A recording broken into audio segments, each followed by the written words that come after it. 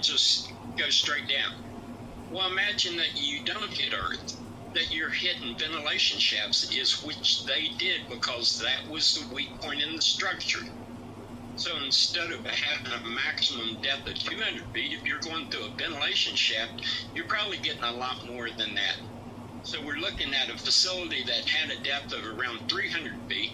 We had 2 men working with scientists on how to destroy this site, nonstop, constantly updating it based on the construction technique, based on the geology of the system. And if I was a reporter and I knew these facts and I seen an assessment that flew in the face of the science that was behind the strike, which Kane laid out clearly.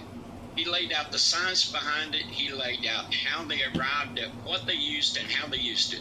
Now you're talking about just one going through a ventilation shaft and not hitting the type of resistance that you normally hit in earth and hardened rock. Probably that one went all the way to the bottom. We didn't hit them with 1, we hit them with 6. So the idea that this would not incur tremendous damage to the site boggles the mind. Don't believe Trump. Don't believe Hegseth. Take them out of the equation.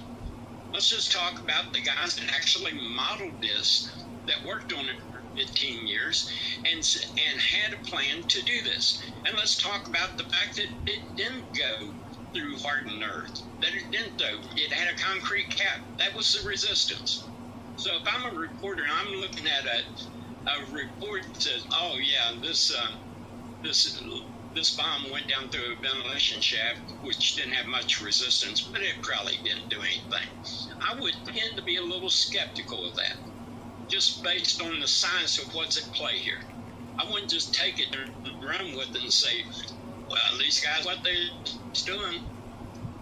The analyst was not the people that done the research. The analyst was not the ones that knew the full capabilities of these bombs. Kane was probably in charge of this for a good period of time. And we're just blowing this off. Like these guys that have PhDs in geology and all of the formations that they may encounter. Hold on a second. And everything involved, we're just blowing it off. The timeline. Explain the timeline to me. Explain the timeline. When did Kane make this comment? He made it with Hegseth. When? Timeline. Well, I seen it yesterday. Okay, and all these other things that you say that the reporters didn't do their due diligence. Well, I would be a little skeptical.